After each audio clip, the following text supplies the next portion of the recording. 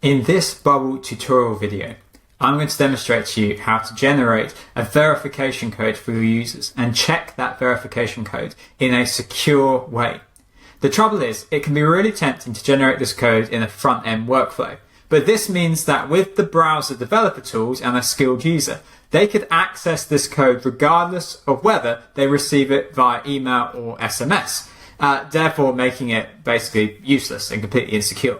So I'm going to demonstrate to you how we can use a backend workflow to securely check a verification code without the user actually getting access to that code. So to do this, I've got a simple form set up here where I'm going to enter an email address and then a form to check it. And I'm running my app and I'm logged in as one of my users. In fact, I'm going to add in a text label here, current user email, so that that's really clear what's going on. Refresh that. So you can see that I'm logged in as a demo user. And in fact, what I can then do is start creating a workflow for when this button send is clicked. Now remember that Bubble actually includes a number of pre-built abilities to do something similar to what I'm going to demonstrate here. You can generate magic links using a magic link workflow action. You can verify an email address using an existing template in Bubble.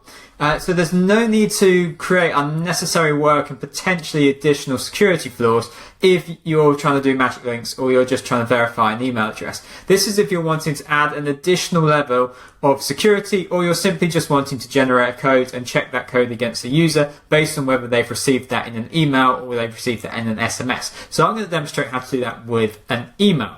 And so we need to create a new workflow, and we then need to go into backend workflows and create a new workflow, and we shall say generate and send code. It's not going to be public, and into this we're going to pass a user. And what we will do is we will generate a unique 6-digit code and save it to the user. So we'll go for make changes to current user, and we'll say verification code of type text, and then we'll go calculate formula, generate a random string, number of characters 6, use numbers, 6-digit code with numbers. But we need to protect this because again we don't want the user to access this simply because they're logged in. So we'll go into data and we'll go privacy rules and user, and we'll untick view all fields so that the user can only view the essential fields. Some of these ones are previously set up. Basically all but verification code, because we don't want the user to actually be able to view the code. So make changes, generate the code. This is done on the back end, so the user can't view this workflow step. And then we will just send an email. Nope, not that one. Just the regular send an email, and we'll send it to user email. Okay. Now I've sort of a little bit messed things up here, because here I'm referring to current user, whereas here I'm sending to the user that I'm placing into the workflow. Now, because the user who is trying to get through this verification step, they are current user and they trigger this workflow directly, they are still current user from the perspective of this workflow. So I could actually here say current user email. And then I'll say, here is your code. And I'll say current user verification code. Now, I'm not sure that that is actually going to be accessible unless, of course, I say that privacy rules are ignored in this, because we can write data into a field that we don't have read access to, but then we actually require reading the field when we get to this step. So I think this is better run, although precaution should be used when ticking this box, ignore privacy rules when running the workflow. I think we need it in this instance. And so that's going to send an email with the verification code. And to link that up, to the front end, we add in a workflow action and we go schedule an API workflow, generate and send code, schedule date, we'll just send it right away, and then the user is current user, although we've actually ended up not needing that field because we've just referred to current user throughout in the backend workflow. Now, I'm going to skip a load of steps here. You'd want to provide visual feedback. You'd want to provide a prompt, say, check your inbox, wait 5 minutes, that sort of thing. For time, I'm going to skip that and move straight on to how we would verify the code. So, when it's verified, we will want to run another backend workflow. Again, we have no way of checking the code unless the user can read the code, so we have to run it in a backend workflow. Whoops, not that one. Backend workflow. And so we shall say check code. And again, we want to run it without privacy rules. And this time we will need to pass in user. Or do we? We can still run it as current user. But I think we can run it as current user. Let's just try that.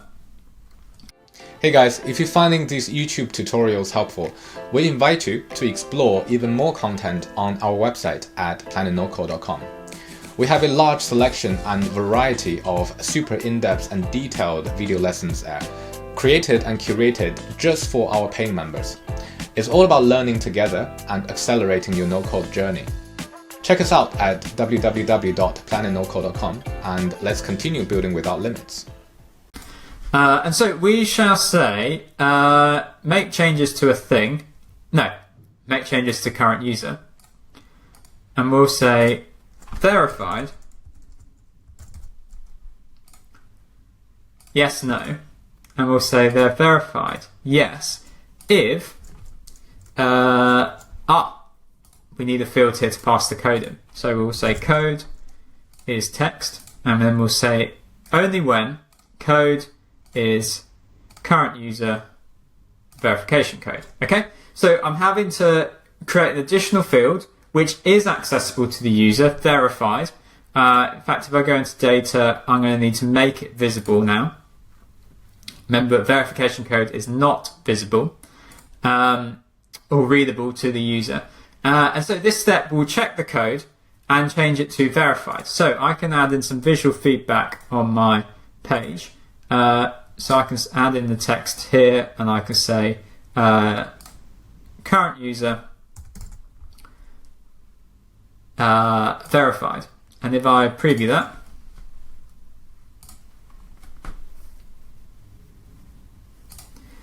in fact, I shall say format it as text. We'll say verified, not verified.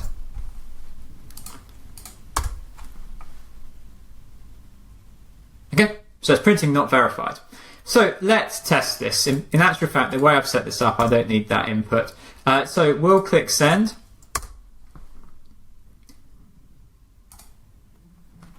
And so the backend workflow for generating the code and sending the email is now triggered. And we can check that by going into app data and seeing that the verification code is there. Now we as the app creator or as an editor can view this, but in fact we will really thoroughly test my plan here.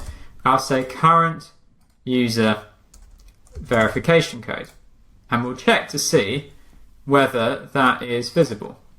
Hopefully it's not. Yeah, it's not visible. Okay, so then if I go into app data and I copy the code,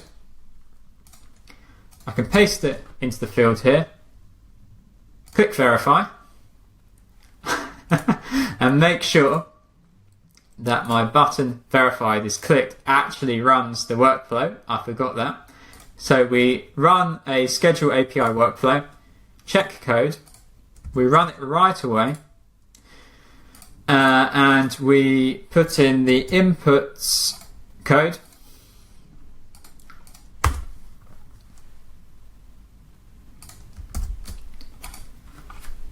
So So it's running the backend workflow, and you can see now it's changed to verified. And although it is running a backend workflow, it is almost instant.